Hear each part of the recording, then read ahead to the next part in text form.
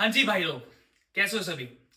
इस वीडियो का जो मेन मकसद है वो ये है कि आपकी जो नॉर्मल डाइट है, बहुत ज़्यादा एक्सट्रीम नहीं, वो कैसी होनी चाहिए। बिल्कुल सिंपल डाइट प्लान बताऊंगा, ठीक है। इसको अच्छे से फॉलो कर लेना, अगर फॉलो करना है करो, नहीं तो भाड़ में जाओ। अच्छा, सबसे पहले हम बात करते हैं मॉर्निंग की। सबसे पहले जब हम सुबह उठते हैं, आप ग्रीन टी ले सकते हो, ब्लैक कॉफ़ी ले सकते हो, पर मैं ये नहीं कहूँगा क्योंकि मोस्टली लोग यही करते हैं। असल में क्या होता है ना, जो हमारी फर्स्ट मील होती है वो थोड़ी सी सेटिस्फाइंग होनी चाहिए, जो मेरा ये मानना है। अगर आप पहले से ब्लैक कॉफी ग्रीन टी ले रहे हो, आपको उससे क्विट नहीं करना चाहिए। लेकिन अगर आप जैसे मिल्क टी नॉर्मली घरों में चलती है, थोड़ी सी ज़्यादा कैलोरी वाली चीज़ें चलती हैं, आप उनको थोड़ा क्वांटिटी में कम कर दो। जैसे सपोज करते हैं आप नॉर्मली एक चाय के साथ बिस्किट खाती हो, उसमें नॉर्मली आप 2 से 3 300 400 कैलोरीज उसमें आप कंज्यूम करते हो। सडनली जब आप सुबह उठोगे, आप अगर कोशिश करोगे आप ब्लैक कॉफ़ी पीने की, आप ग्रीन टी पीने की कोशिश करोगे, उसमें 0 कैलोरीज होती हैं, आपका दिन की शुरुआत ही खराब होने के चांसेस होते हैं।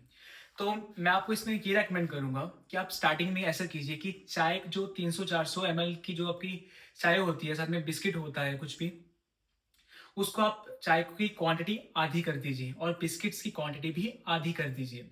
कुछ टाइम तक ऐसे चलेगा और उसके बाद आप धीरे धीरे करके ग्रीन टी या ब्लैक कॉफी पर शिफ्ट हो सकती हो। ये बात करते हैं मॉर्निंग की। Morning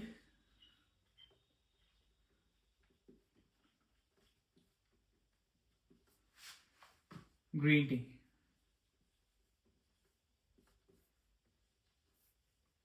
black coffee, but first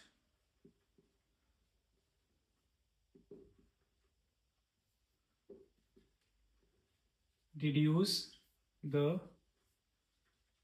quantity of the existing calories। उसके बाद आते हैं हमारा ब्रेकफास्ट, कह सकते हैं जो लोग लेते हैं, या मोस्टली लोग इसी में से अपना ब्रेकफास्ट पूरा कर लेते हैं। ब्रेकफास्ट में आप क्या खा सकते हो? ब्रेकफास्ट में आप कुछ भी हेल्दी, मैं कहूँगा प्रेफर करूंगा कि आप हेल्दी खाइए कुछ। आप ओट मील ले सकते हैं, आप मिल्क भी कंज्यूम कर सकते हैं ना, लो फैट मिल्क कंज्यूम कर सकते हैं। मैं लिख देता हूँ यहाँ पे ब्रेकफास्ट में लो फैट मिल्क, ओट्स, आप म्यूसली ले सकते हैं, मूसली एटसेट्रा। ज़्यादा डिटेलिंग में नहीं जाऊंगा, आप इन तरह की चीज़ों को कंज्यूम कर सकते हैं जिसमें आपकी बॉडी को प्रोटीन मिले। प्रोटीन हम सभी के लिए बहुत ज़्यादा ज़रूरी होता है।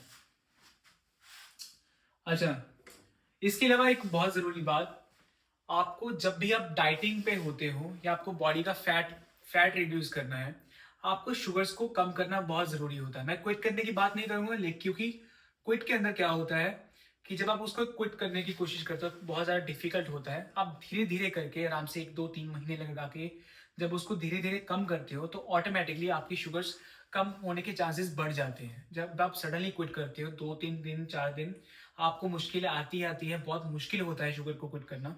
बहुत सारे लोगों का एक्सपीरियंस है, इनके ऊपर प्रॉपरली आर्टिकल्स भी बने हुए हैं। तो मैं वही बोलूंगा कि सडनली क्विट करने की तरह कोशिश ना ही की जाए, इंस्टेंट इसको धीरे धीरे क्विट कर दो।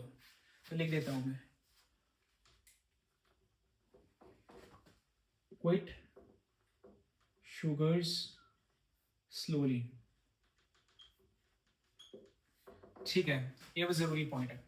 इसके बाद हम बात करेंगे मेन जो 4 चीजें मैं लोगों को छोड़ने के लिए बोलता हूँ, जो मैंने अपनी इनिशियल फैट लॉस स्टेज में, जिसको मैंने खुद ने छोड़ा था और उसके मुझे काफी फास्ट रिजल्ट्स मिले थे। वो बेसिकली 4 चीजें मैं यहाँ पे लिख रहा हूँ। सबसे पहले होती है ऑयल कंजम्पशन। ऑयल्स में बहुत ज्यादा कैलोरी होती है, क्योंकि ऑयल्स को कम से कम कंज्यूम करना है। दूसरा है शुगर्स। तीसरी मैं चीज बोलता हूं, अब ये मैदा।